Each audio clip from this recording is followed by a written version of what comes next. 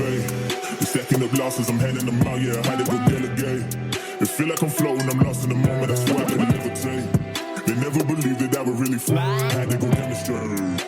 I had to set them straight. When you elevate, they're stacking up losses, I'm handing them out. What's up, guys? Welcome to another episode of the Mindset Cafe. It's your boy, Devin, and today we got a special guest, and with this special guest, he is an expert in digital marketing. He has his own agency. He's a public speaker. He has a podcast of his own, Entrepreneur, right? Yep.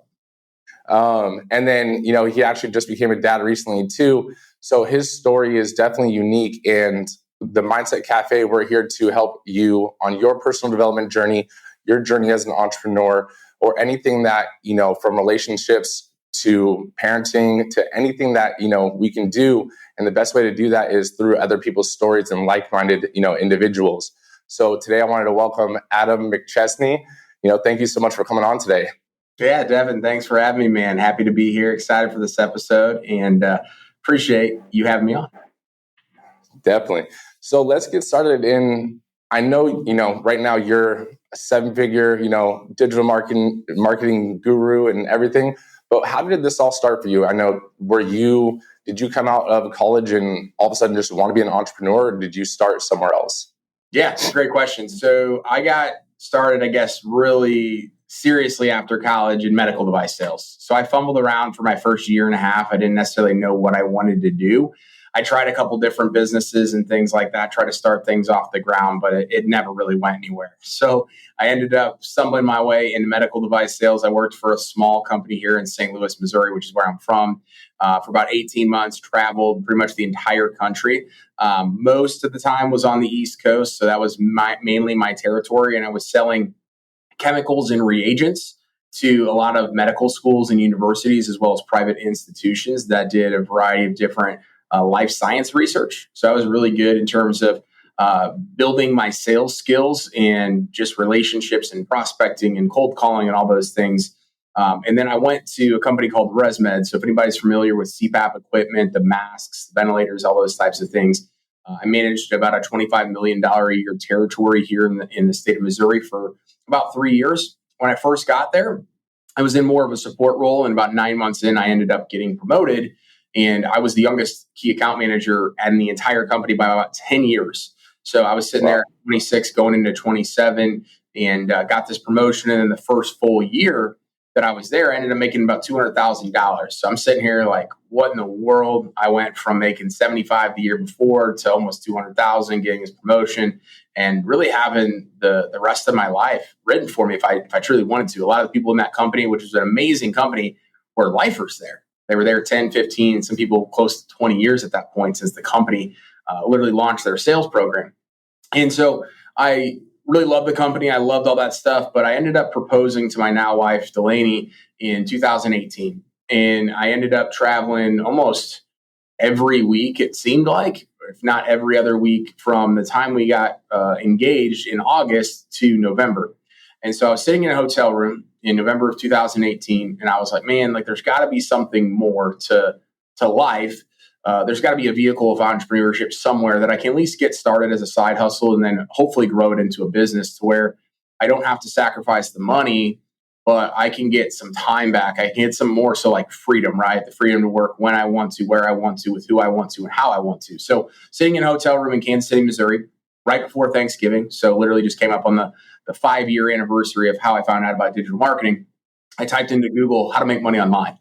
So I found all these different crazy ideas that everybody's looking at when they're trying to become an entrepreneur. And I get targeted or retargeted by an ad on Facebook that essentially sells me on the idea of being a digital landlord of sorts. So of course, I'm super intrigued by it because I was looking at real estate as a potential opportunity, but didn't necessarily want to dive into it. And it taught me digital marketing through building websites and ranking them on Google and then selling the leads, either pay per lead or a flat fee rental on a monthly basis or working out commission deals, things like that. So I bought the course, paid $7,000 and bought the course and then dove in, built my first website within a couple of weeks. And within a month, literally had a website on the first page of Google already ranking and generating phone calls. So I'm like, okay, this can work. but I didn't necessarily have the time to go and do a ton of stuff, or at least find people to actually pay for these leads, because I was working obviously a 9-to-5 job, traveling all over. So I built up about 200 websites that were more so just like case studies, throwing crap against the wall, testing out different things on Google from 2018 to 2020. And pandemic hits, and we end up buying our forever dream home. And then we get in our forever dream home, and I'm like, all right, I'm going to go all in on this. We were doing a couple $1,000s a month, close to $10,000. And so I go full time in July 2020, and then decide to transition my agency and basically start over to building these websites and doing these things for traditional companies and brands. Obviously, we built your website, and instead of doing it for my own and basically owning the real estate, because everybody was like, Adam, we love that you know how to build websites. We love that you know SEO, but we don't want to rent those things. We want to own them for our business. And so I was following the money. I was following the market. And I went from there, did it for about a year on my own, and then ended up becoming a franchisee at Height Digital, and then became a partner this past June of the entire corporation. And we grew really quick right out of the gate once I went full time, because I really dove into personal branding. And we hit a 7-figure trajectory in our first 15 months, and then did multi-million-dollar years this year. And it's been an amazing journey. Man, that's awesome. It's funny that you started off in medical sales, but sometimes I forget that's actually one of the first tastes of entrepreneurship that I got in high school. You know, I had my own t-shirt companies and stuff like that, but one of my friend's parents owned a medical device or medical supply company, and I actually worked for them for a year. So they would get their equipment in, we would, etch off the names and rebrand it, and, they would sell it to doctors and what may have you. And we used to have to do the traveling and go to these trade shows and all that kind of stuff. What was that realization for you? You said you're in a hotel room doing what pretty much every pre-entrepreneur does, and Google's how to make money or how to become an entrepreneur. What was that realization, or was there a certain incident that all of a sudden led you to realize that this isn't for you, or you wanted to go your own route? Yeah, another great question. I was sitting there in a couple months removed from proposing to my now wife, Delaney, and sitting there, and I'm like, okay, I envision one day we're going to have a family, which just came true with our first child, Murphy, a couple months ago. And I envision that I want the lifestyle, and I want to be able to provide. I don't want to have to, basically go paycheck to paycheck. I don't want those things for my family down the line, because I've been there as a child of that family, but also on the other side of a family that had a lot of things as well, but it was just an up and down roller coaster. I didn't want that for my family. And so I thought years in advance, ended up being 5 years in advance, where I said, hey, I want to have something where if I'm going and traveling and I'm away from my family, it's not because of money. It's not because somebody told me to do it. It's because it's something I'm building and I'm very passionate about, and there's impact behind it. Not that I was living a crazy lifestyle, and I still don't live a crazy lifestyle, but I saw the writing on the wall of, okay, I see why people stay in this position and stay at a company like this because of the money. But they don't see their family. They don't get to go to their kids' sporting events. They're maybe not the greatest, spouse. I didn't want that. So I wanted more. And I saw entrepreneurship as being that vehicle in order to be able to do so. No, definitely. That's awesome. With that, do you think that everyone is, because everyone wants that freedom, and everyone, wants it to a degree. Obviously, some people would rather have the job security, like you're saying. But I think that, and I'm sure you've seen this, I think that entrepreneurship can be over glorified to an extent, and people have this misperception of, it's all of a sudden you start your own business and now you get to kick your feet up. How do you think that entrepreneurship has been for you and others that you've seen? Like, do you think that, entrepreneurship is as easy as people try to make it out to be? It's definitely not as easy as people make it out to be.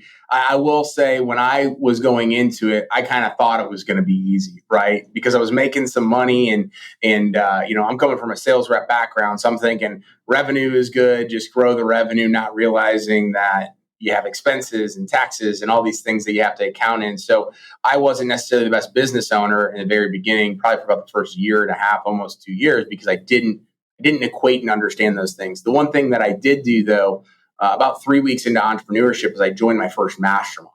So I'm the type of guy, I played college soccer. I played soccer my entire life, and I was never the quickest, the fastest, or the strongest, but I was always able to see plays ahead.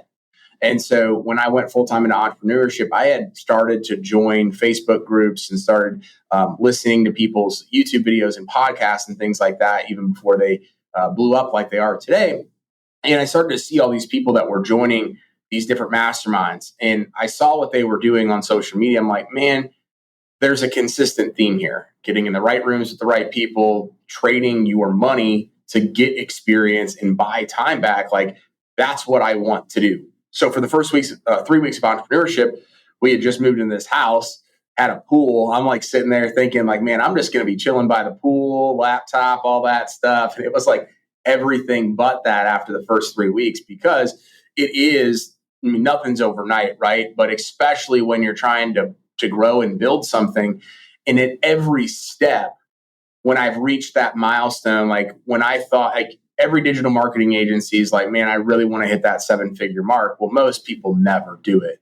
I did it in 15 months. And so that was my goal long term. And then I did in 15 months. And I'm sitting here, I'm like, okay, well, this isn't as cool as I thought it was going to be. And there's just, it doesn't get easier. You make a little bit more money, but there's 7-figure problems. There's 7-figure, all the things that come with the business. So then I had to elevate to that next level. And as entrepreneurs, we get to one level or base camp and we're always looking at the next thing. So could I have like sat there and coasted and been like, yeah, this is just the life we're going to live? Sure.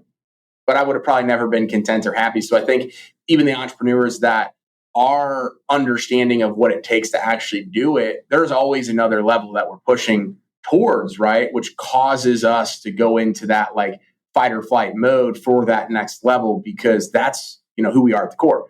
Entrepreneurship, I think, is widely, utilized as this lever for people to just say that they are an entrepreneur. And there's people that literally are doing all the MLM stuff and all these other things. And like, I get the mindset behind it, but very few people in all reality are truly actively being entrepreneurs like we are, right? In understanding what's actually happening, right? So many people are like, yeah, we're doing this. It's like, no, you're really not. And it's not for everybody. A lot of people that I know that are entrepreneurs are like actually way better equipped to probably be an intrapreneur. No different than I know some amazing, amazing individuals. It's like, man, you need to go bet on yourself and you need to become an entrepreneur, but they want to stay with the security. They want to stay with all those things, which I get because I've obviously been there myself as well. No, definitely. And I think, yeah, you're 100% right. I mean, some entrepreneurs would probably be better fit as an entrepreneur. They have the work ethic and stuff like that. They maybe just don't have all the skills or even the drive to just continue that growth. Because as entrepreneurs, and I mean, your growth is amazing. I mean, I know you started a website and got so many leads that you actually started a company off of it for auto repair, glass repair, or some of that, right? That we naturally, as entrepreneurs or true entrepreneurs, have that never satisfied kind of mindset, and there's always that next stage. And just because you get to that next step doesn't mean that there's not going to be problems. Like you said, you hit 7 figures, now you're dealing with 7-figure problems. Like, you asked to be there, well, now you got to deal with what's there. But that's naturally a mindset and a personal development thing that you got to work for. I think one of the huge things that you kind of slid kind of quickly by was you mentioned that you were thinking on a 5-year goal, right? You're not thinking on what's just this month's goal or this year's goal. How do you continuously, are you still doing that? Are you still looking, 5-10 years, out for your goal setting? Yeah, great question. So I am, but I've started to really break those things down to 90-day increments and really a year increment, because things happen so quickly in entrepreneurship, right? So like at the beginning of this year, I had no idea I'd become a partner at All of Height instead of just running my franchise. And so if I would have like really like hammered into my 3 to 5 year stuff and like been like, no, this is absolutely happening with our franchise, our business, et cetera, well, then all of that planning, all of that like thought and ideas wouldn't have gone to waste, but it probably would have been almost worth nothing, right? And so I think as entrepreneurs and as a lot of people in general, we underestimate what we can do in a very, very, I would say like a couple of years, right? We underestimate the growth that we can have, but we overestimate what we can do in 90 days. We overestimate what we can do in 6 months to a year. So we reverse engineer all of that stuff to say, okay, what's actually possible? Let's not over target. I mean, of course, you're going to over target some things, but I could have never imagined 3.5 years being in business like this was where I'm at today. Like, I mean, of all the things that have happened between the auto glass company, I also had a landscape design company with the exact same model as the auto glass repair stuff, the personal branding program that I just launched, the marketing company, like literally less than 1% of the stuff 3.5 years ago when I started, I could have probably been able to tell you. So if I'm having those things, right, and I'm like so focused on that, it's important, but you also need to break things down. And I was always going big picture, but I wasn't taking a look at 90 days. I was like, this is what the future is going to look like. It's all going to be this. And so I've started to dial those things back and really break it down even smaller. No, that's smart. I mean, that's the way I kind of do things. I do have a 10-year, a 5-year, and then, down to 90 days and even months. But your goals, like I think people have to realize that goals aren't necessarily set in stone when they're the long term, the 5 to 10 year, even a year out, because things are so adaptive and so many things are happening. But it is important, like you said, to have 90-day goals, because those are the ones you're going to be hitting, and your accumulation of your 90-day goals will start to develop your 5-year, your 10-year goals as well. But to know and to realize that your goals should have a bigger view, and just know that they're adaptable. So if it's not going exactly where you thought you'd be, like think about yourself 5-10 years ago. What were you doing? Did you think you were going to be where you are today? Because I didn't think I was going to be here, 5 years, let alone 10 years ago. Yeah. How has, and then I know you mentioned personal development, where we met in a mastermind, how have masterminds, podcasts, all those things kind of shaped your personal development? I think it's been almost everything, right? Like a lot of people are like, man, you're so consistent, you're so motivated, you're so like determined and all those things. It's like, yeah, I am. That's just kind of like who I am in my core. But you can have consistency, you can have determination, you can have motivation in all the wrong areas as well, right? Mm-hmm. And so for me, I didn't pay myself for the first 9 months of being an entrepreneur full time. Not that we weren't making money, but I was always kind of the person where I want to build up that safety net in the business to be able to go hire people, to be able to go do different things. Most importantly, put myself in the rooms with people who are at where I'm trying to go. And I'd rather decrease the amount of time it takes in order for me to get there without going through all of the hurdles, stepping in the potholes, falling face first. I still did that because a lot of the times I wasn't looking for certain things, or somebody would tell me not to do something, and I would, I'm a hard-headed person as well. So I'd have to go figure it out and say, I can prove them wrong. And then I would go and be like, okay, you're right.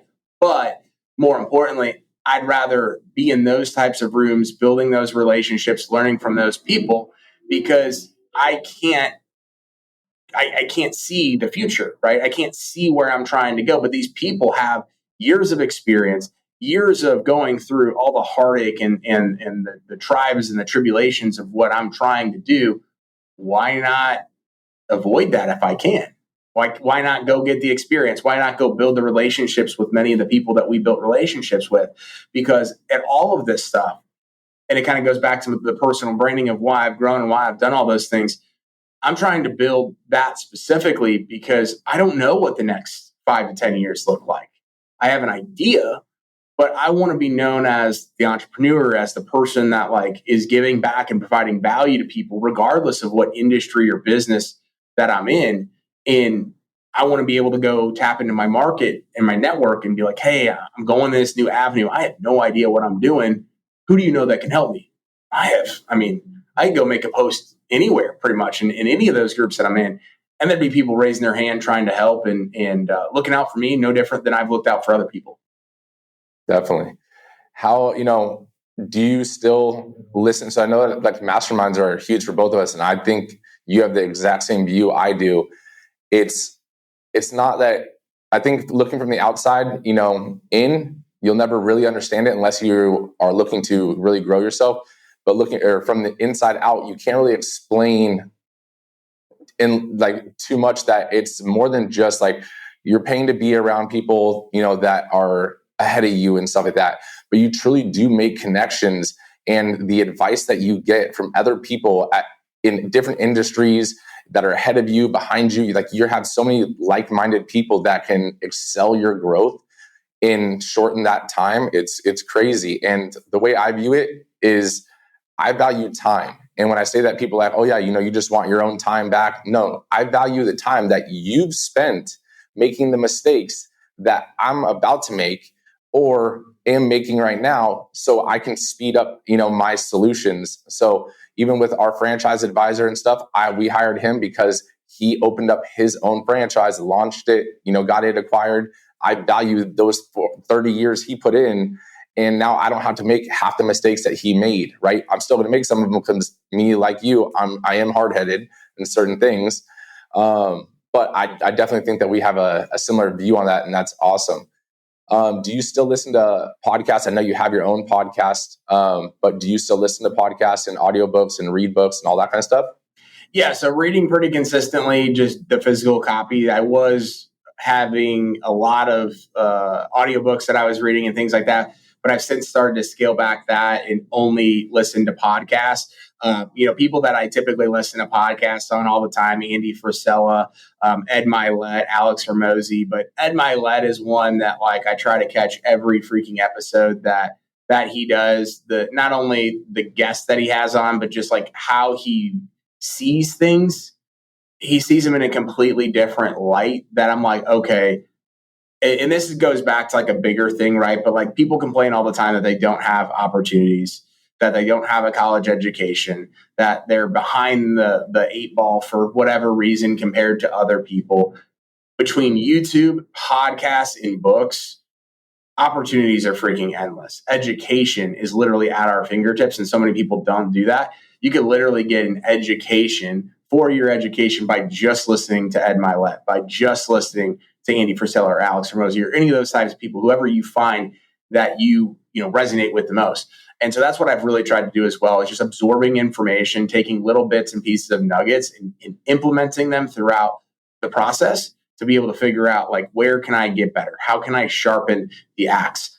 Being around these people, iron sharpens iron. How can I do those types of things and absorb the information, the lessons, the failures, the mistakes, all those types of things from the people that have already done it? No, awesome. That's awesome. Yeah, dude, I agree. I think Ed Milet is probably one of the best interviewers that I've listened to. Yes. I know everyone's a Joe Rogan fan and stuff like that. And while that's interesting, Ed Milet, one, you'll learn pretty much in every area of life and everyone's journeys. But the way he interviews and the way he speaks is definitely, it sets himself far above a lot of other people. And it's always a good episode when you listen to him, and I listen to Alex and Andy as well. And whatever you kind of fit with and find interesting, definitely it's one of those things that you're only going to benefit from it. Do you think that for you, listening to the podcast and listening to them interview and stuff like that has helped you in your own podcasting and even in your public speaking? Oh, absolutely. Like what you said about Ed Milet being a great interviewer, those are all the types of things that I'm picking up on. Even when I'm a guest, on your podcast, I'm trying to understand how I'm answering your questions, but how you're asking me those questions and where those things all tie in. And so you've asked some incredible questions based on live conversations and things like that. When I first started my podcast, it was more like, hey, here's the set stuff that we're going to go to. In the last 25 episodes, it's been more of a conversation. Not only am I getting better feedback on those episodes, but they're more downloaded. All those things that come with being a consistent podcaster, right? We'll launch our 100th episode in February-ish, I think late February. So I've been doing this a while, but I'm always trying to figure out how to get better, faster, stronger, and figure out where that opportunity lies and where I need to go hone in on that. I think listening to podcasts and seeing how the guests answer the questions, but more importantly, how the interviewer is asking those questions based on live conversations. I think that makes a really, really good podcast host, not having your own agenda, going down and doing those own things. For me, those first like 50 or so episodes that I was doing that, it was for two reasons. One, for me to be comfortable on the podcast, right? Like I didn't want to just go and be like, man, I don't know what I'm asking. But for two, to give me also the confidence to be like, man, you know what you're doing. But I also didn't feel like I had the ability to like, not that I can't listen, but like, you know what we're talking about. I mean, the questions you've asked have been like spot on based on where we're at in the conversation. That comes with experience. That comes with feeling comfortable about doing that, where you're having a conversation and you pick up something in your mind and you're like, man, I want to go back to that. Or what you just said, you skipped over it really quick, but like, I want to hone in on that for people listening to this podcast. Make sure you write that down. Like those are the types of things that now I do, like second nature, that it used to freak me out to even think about trying to do that in the middle of an episode.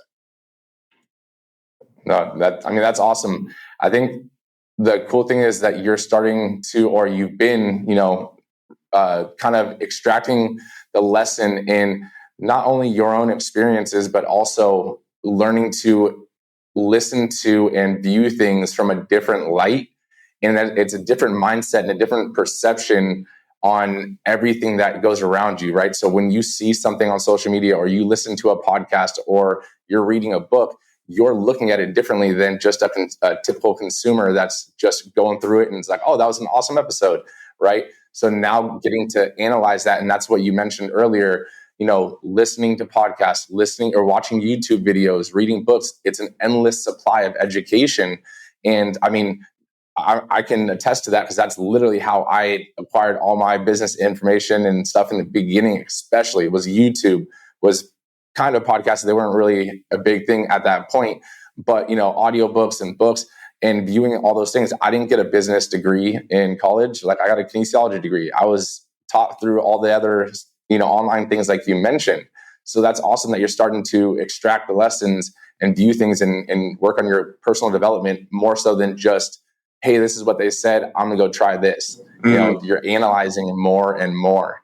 So, I mean, yeah, that's a huge step for any entrepreneur to start realizing that. Yeah. It's one of those things as well. It's like, all right, if you can focus on where you're at in the moment and try to go get better with that. I used to like always be in, and then a lot of times I think this starts when you're in the business and wearing all the different hats and you're like fighting for your life, right? So you're like, man, I need to bring on this client or I need to bring on these things. I struggled so much early on, especially launching that podcast and dedicating time to content creation because I'm like, man, I could be calling people. I could be doing these other things. So when you're in the moment doing all these different things, you're almost like, crap, I'm actually not even paying attention to where I'm at in this podcast episode doing all these things. And now I've just started to like turn do not disturb off. I mean, I have that on all the time now, but like just be like, all right, for the next 45 minutes to an hour, I'm here with Devin or I'm interviewing Devin or whatever that might be. And when you focus on like what you're actually doing, you start to understand where you can get better at because your mind's not racing in all these different directions trying to figure out what's going on. And so being self-aware and conscious about what's actually going on and where you can get better at, I think that plays a big part into it as well. No, definitely. I think that, what you're mentioning on is I actually had someone on the podcast. It hasn't dropped yet, but he was talking about how we are so focused, especially with social media and everything, like our attention spans are like within 5 seconds, And one thing he said to try is basically look at a candle flame and stare at that candle flame and only think about that candle flame for a minute, right? And if you don't have a candle flame, like you can do a video of a candle flame, but if you lose the thought of the candle flame or you think of anything else, bring yourself back and try to do it. And I told him, I was like, that's a minute doesn't seem that long, but to only focus on that one thing for an entire minute is definitely underrated. And that's definitely harder than, you would think it is. So yeah, I agree. Like being intent and being in the moment is you'll extract more, but also you start to train yourself to focus on what you're actually doing. And while a lot of people start to think, oh, I'm a multitasker because I'm an entrepreneur. Well, yeah, if you're a multitasker and you're thinking about a million things at once and you're not focused on any given one thing, what is the quality of any of those things, right? So what is something that if you kind of catch yourself going in a crazier mindset, what is one thing that you start to try to do to bring yourself back into the moment? Yeah, so I think it really starts with like the entire routine of how I'm operating, right? So it starts with everything I do in the morning. So meditation, working out, just reading, and like not trying to like rush into the world, right? Letting things come to me and like playing at my own rhythm, I think is super, super important. And I also tried to like make sure that between every single meeting I have, there's a 10 to 15 minute break. So I'm not just going from one thing to the next and doing all those things, taking some time, not to just like eat lunch and then just run back into everything, but taking some time to like take a step back. I think where we end up getting lost is we're going meeting to meeting to meeting. And again, as you mentioned, we're thinking that's like productivity, but it's really just busy. Or we're thinking about like all these other things. We're thinking about social media. We're thinking about all these like things that are coming up. And it's because our mind is racing and we're like, okay, I can do this. I can do this. I can have all these things. When we're talking about like multitasking, it's like, that's not really multitasking. You're just in all these different directions running around. So I've tried to really get aware myself, but like self-centered, I think would probably be the best way to describe it. And then figuring out how I need to tackle what's going to happen that day, right? Right. No, definitely. And you take each task as it comes, focus on the task at hand, cross that bridge when it gets there, all those little sayings, right? But there is weight behind those. And do you think that doing that and not letting yourself, be in that fluttered mindset, do you think that has a positive impact on the relationship that you've had with your family? And I mean, now you're newborn. Yeah, absolutely. I think, as entrepreneurs, we struggle sometimes to truly understand where we're going or where we're at and how our family fits into the puzzle. I'll give you an example. Like going back to 2018, I said I was doing this for my future family. And as I'm growing the business, as I'm putting in the hours, as I'm waking up and doing all the different things, right? We do things differently as entrepreneurs and we fight differently because there's more on the line. And we'll always say, hey, I'm doing this for the family. I'm doing this, right? But then we work a really long day and we come home and I'm guilty of it from time to time as well. And we're just back into our phone or back into the laptop, back into all those things. And the more that I've came to the conclusion and truly like the understanding that if we don't have the support of our family, even though we're all in for our family, we say those things, the actions are so much louder than the words, right? So we can say what we want all day long. Murphy's 11 weeks old. It's not going to be long before he's two like your daughter, and they're going to start to see, he's going to start to see like, when is dad coming home? How is he interacting with mom? How is he interacting with me after work? Like all of those things, I'm making conscious efforts to try to improve and also delegate a lot of stuff off my plate. I've always been the type of person where it's like, man, it's probably just easier for me to knock this out and then I'll just knock it out. But then when you knock it out one time, it ends up turning into 10 times and then turns into, 10 months of you doing that.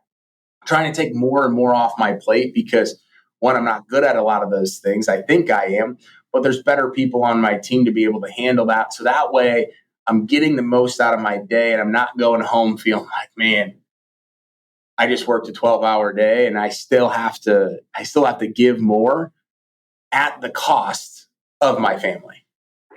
Right. No, it's definitely, it's one of those things that I know a lot of people talk about is, I'm doing this for my family, like you said.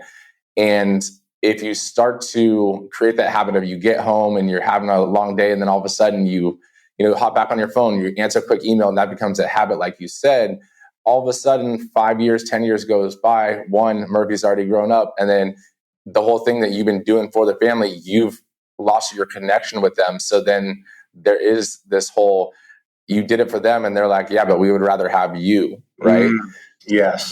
So that's one of those things where as entrepreneurs, and believe me, I'm guilty of it, and I try to be, the best I can at it. It's definitely a skill that is constantly worked at, but knowing that when you're with your family, there should be dedicated time, that you're giving 100% attention, just like how we are now, to them, so that they feel the entire attention from you, right? Mm-hmm. They feel the love. They feel when you're talking to them, you're not answering a question looking at your phone.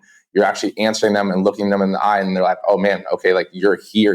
You're actually here, right?" Like, have you had that, like, with your wife or anything like that? Has she made any comments or asked you to not pick up your phone or any kind of thing like that?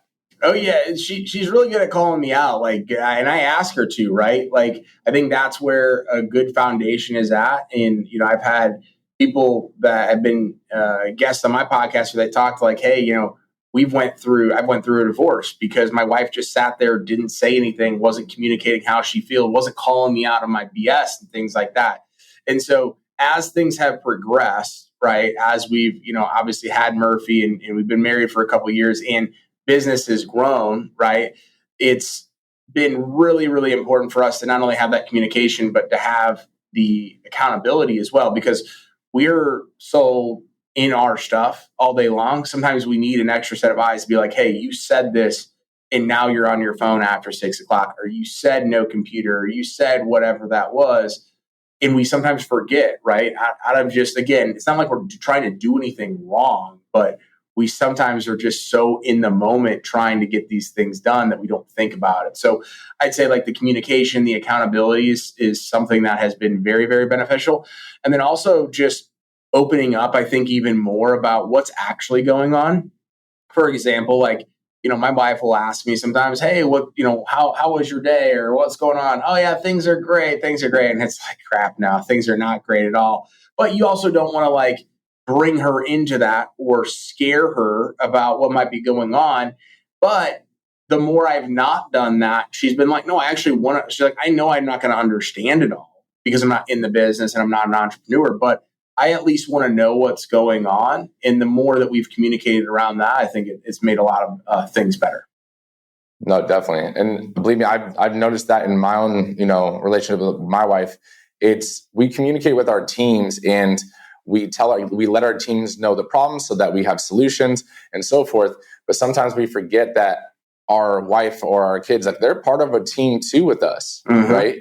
So we have to make sure that we're communicating. Just like you said, they may not understand everything, or even in my own picture, like, I don't want to let her know everything that's going on, right? But sometimes they just want to feel included, right? We feel like we're shielding them, but in reality, we're kind of separating ourselves from them. So I think that's really smart that, you have realized or that you guys call each other out on certain things, and that communication line is open. Because that's so important, especially in the home life, and especially with, young kids like we have. And with that, I want to ask, what is one, I like to ask this to everyone that comes on, but what is one piece of advice or one like topic or whatever that you want to leave with the listeners that has brought you to where you are, either professionally or just, in your own personal growth, development and journey? But what is that one thing? I'd say it's having a very, very clear and strong purpose and why for everything that you do. So like for me, we also have this at Height where every single employee declares like a commitment, which could be a purpose, a why, whatever. For me, it's literally that I'm the commitment of being a whole, well-rounded leader. And that's in my faith, that's in my family, that's in business, and that's in my health. And my why is my family, but it's also to impact as many people as I possibly can. So that's why I do podcasts. That's why I speak on stage. It's why I produce as much content as I can. So those things are all at the front and center of my mind every single day when I wake up. My alarm on my phone literally says to make an impact to as many people as I possibly can. That's what my alarm says. So if I want to try to go snooze, I want to try to go do all those things, like I'm literally looking at that and saying, all right, not today, or I'm going to do it in, I'm going to snooze, right? So I think so many people don't have that purpose and they don't have that why, or it's for all of the wrong reasons, right? It's tangible, or it's like a goal, right? Your purpose and your why has to be something so much bigger than just yourself. And it can't be a 1 or a 2 year thing. It has to be like a lifetime commitment to whatever that is. And when you have that, and when you live and breathe that, it is the difference between succeeding when crap hits the fan and failing. And so I didn't have that for a very long time. I thought I knew what I wanted.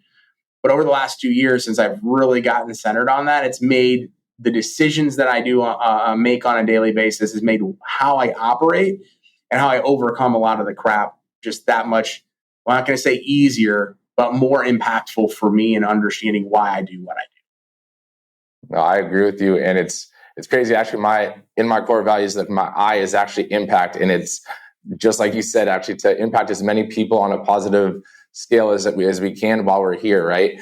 So I think that's awesome. And you do have to know your purpose, and you do have to know your why. And while it can be tangible to a degree, if it's only tangible, it's not going to last, and you're not going to feel fulfilled.